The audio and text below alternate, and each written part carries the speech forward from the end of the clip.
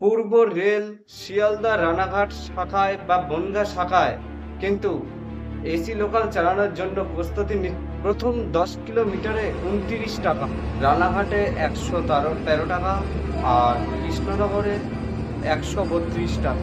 ট্রেনটি 12 বগি হতে চলেছে, 12টা বগি এসি। এছাড়াও থাকছে টপ ব্যাক সিস্টেম, এসি ইউনিউ ট্রেন হতে চলেছে। নমস্কার বন্ধুরা, আমি রহিম। আজকে তাজা খবর জেনে নেব শিয়ালদা বনগাঁ এবং শিয়ালদা রানাঘাট বা কৃষ্ণনগর এসি লোকাল ট্রেন চালু হতে চলেছে, তার ভাড়া কিভাবে প্রতিযোগিতামূলক রাখা হলো বিস্তারিত জেনে নেব। তার জন্য ভিডিওটিতে লাইক করবেন, চ্যানেলটিকে অবশ্যই সাবস্ক্রাইব করে দেবেন।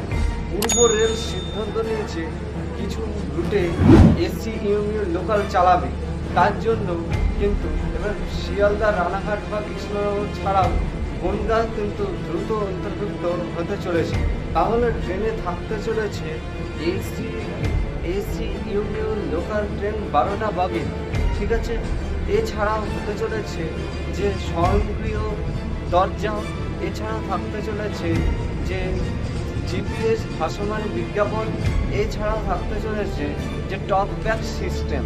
প্রাথমিক কিছু স্টেশন বা স্টপেজ আমি বলে দিচ্ছি, যে ধারণা করা হচ্ছে যে প্রথমে থাকতে চলেছে শিয়ালদার পর দমদম জংশন, তারপর থাকতে চলেছে সোদপুর রেলওয়ে স্টেশন, তারপর থাকতে চলেছে ব্যারাকপুরের পর থাকতে চলেছে নৈহাটির পরে কিন্তু সরাসরি রানাঘাট বলে জানা যাচ্ছে।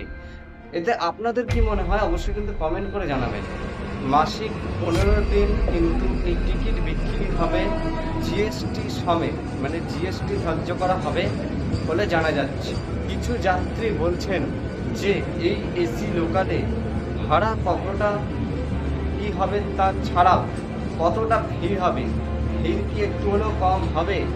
এছাড়াও আরও কিছু যাত্রী বলছেন যে কমফর্টভাবে যেতে পারলেই আমাদের ভালো, অতটা অসুবিধা তো হবে না গরমের মধ্যে, যেহেতু এসি চলছে। ইতিমধ্যে কিন্তু ট্রায়াল রান কিন্তু সম্পূর্ণ হয়েছে বলে জানা যাচ্ছে।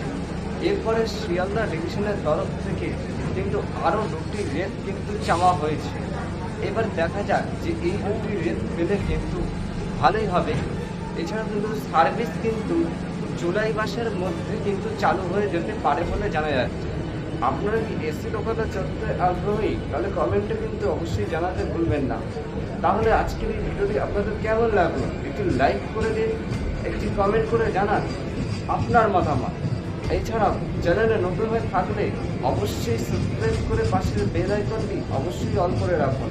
তাহলে দেখা হচ্ছে নতুন কোনো ভিডিওতে, ততক্ষণের জন্য সবাই সুস্থ থাকুন, ভালো থাকুন। আজকের মতন এইটুকুই।